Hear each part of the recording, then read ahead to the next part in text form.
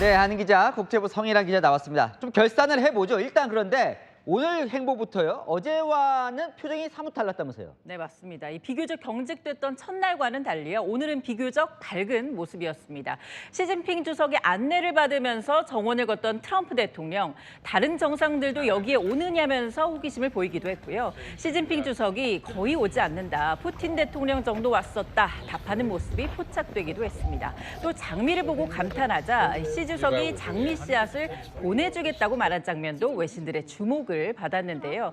입국 당시엔 의전 홀대 논란도 있었죠. 하지만 오늘은 왕이 외교부장이 직접 배웅에 나서며 관계관리 메시지를 중국 측이 냈다는 해석도 나왔습니다. 어쨌건 의전은 특급이다 이런 평가는 나오는 것 같은데 결론은 그래서 누가 이겼냐가 좀 궁금은 하거든요. 네. 뭘 얻었습니까? 한 줄로 정리하면요. 미국은 돈을 얻었고 중국은 패권, 위상을 얻었습니다. 트럼프 대통령은 인터뷰에서 보잉 항공기 200대, 미국산 대두 등 수입 확약을 얻어냈다고 직접 밝혔습니다. 다만 기존에 나왔던 500대 구매설에 비해서는 규모가 작아서 시장 기대에 못 미친다는 평가 속에 보잉 주가는 4% 넘게 하락했습니다. 돈은 딱 이해가 되는데 중국이 얻었다는 이 위상이라는 건 뭐예요? 미국과 비슷해졌다는 겁니까? 네, 중국이 가장 노렸던 장면이기도 합니다. 그동안 워싱턴에서는 이 중국을 초강대국으로 공인하는 G2 표현을 금기시해왔는데요. 트럼프 대통령은 인터뷰에서 이번 회담을 아예 G2 회담이라고 불렀습니다. 워싱턴 포스트는 이 시진핑 주석이 미국과 동등한 위치에 섰다는 상징성을 얻어냈다고 평가했는데요.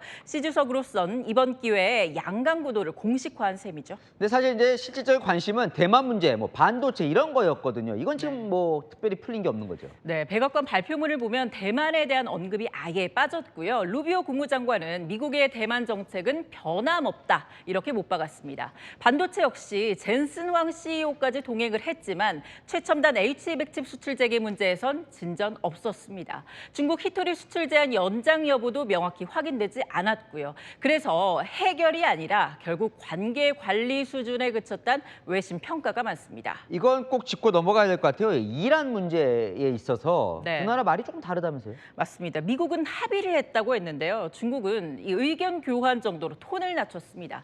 특히 중국은 호르무즈 해협 개방에 대해서 동의를 하면서도 충돌 방지, 즉 대화와 협상을 반복하면서 미국식의 압박과는 거리를 뒀습니다. 애초 발생하지 말았어야 할 전쟁이라고도 했는데요. 미국과 이스라엘을 우회 비판했다는 해석도 나왔습니다. 자, 마지막으로 이 사람들 헤그스테스 국방장관이나 일론 머스크 같은 빅샷들 경제인들 네. 상당히 이례적인데 결과적으로 왜 데려간 거예요? 네, 50여 년 만에 처음으로 미국 국방장관이 이 정상회담 방중에 동행을 했던 건 그만큼 이란 저택 현안이 급박했기 때문입니다. 어제 만찬장에서는 둥진 중국 국방부장과 대화를 하는 모습이 포착되기도 했죠.